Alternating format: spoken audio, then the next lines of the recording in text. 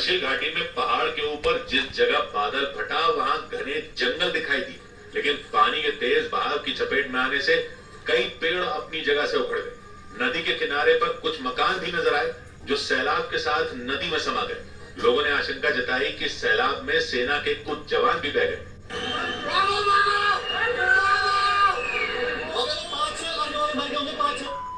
कुदरत के इस कहर ने हर्षिल इलाके में रहने वाले लोगों को दहशत से भर दिया। जिन जिन जगहों पर बादल फटा उनके आसपास कुछ भी नहीं बचा।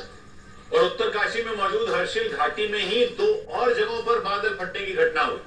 मतलब पहाड़ के ऊपर आसमान से इस कदर पानी बरसा कि वहां सैलाब आ गया। इसलिए पहाड़ से आने वाले पानी ने उस पूरे इलाके में हाहाकार मचा दिया, क्योंकि अपनी आंखों के सामने तबाही के इस मंजर को देखकर लोगों के दिल दहल गए। पहाड़ पर बादल फटने के बाद सब कुछ तबाह करने के लिए पानी तेजी से नीचे की तरफ दौड़ा। जमीन से टकराते ही पानी की धार आसमान में कई फीट ऊपर उठती दिखाई दी। इसे देखकर लोग कांप उठे। उन्हें अपनी आंखों पर यकीन ही नहीं हुआ कि बादल फटने के बाद इस तरह से तबाही मच जाएगी। सीधा ऊपर आ गया। आ गया ऊपर। अरे अरे बाप रे। हर्षिल घाटी में बादल फटने के बाद तमाम नदियां उफान पर आ गई। नदियों के रौद्र रूप को देखकर लोगों ने भगवान को याद करना शुरू कर दिया। हरे राम हरे राम हरे राम हरे राम।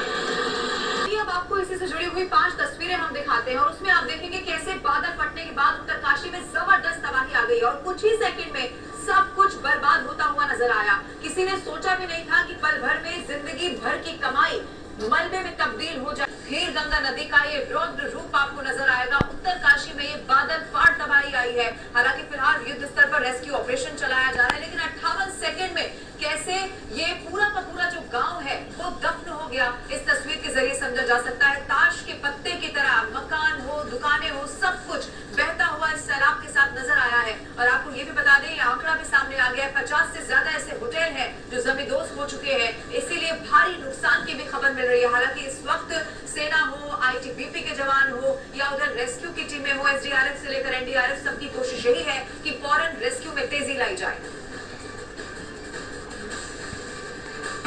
कर रही है 9 जवान ऐसे हैं जो लापता बताए जा रहे हैं। हालांकि खबर फिर ये भी मिली कि 2 जो जवान हैं उन्हें सुरक्षित यहां से निकाल लिया गया है, लेकिन अभी भी कुछ जवान लापता बताए जा रहे हैं।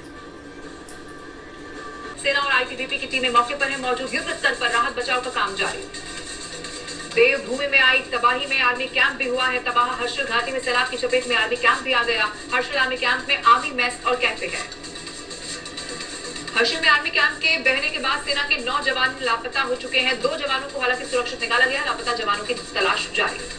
उत्तराखंड में बादल फाड़ तबाही के बाद कई रास्ते हो गए हैं बंद। गंगोत्री हाईवे जाने वाली सड़क धंसी। लैंडस्लाइड और सड़क धंसने से रास्ते हुए बंद। उत्तराखंड के मुनस्यारी में भी बादल फटने का असर दिखाई दिया। जगह जगह दिखा मलबा और कीचड़, यातायात प्रभावित। उत्तरकाशी के धरासू में पहाड़ों से पत्थर गिर गए हैं। कैमरे में कैद हुई लैंडस्लाइड की तस्वीरें। सड़क पर गिरे बड़े बड़े पत्थर।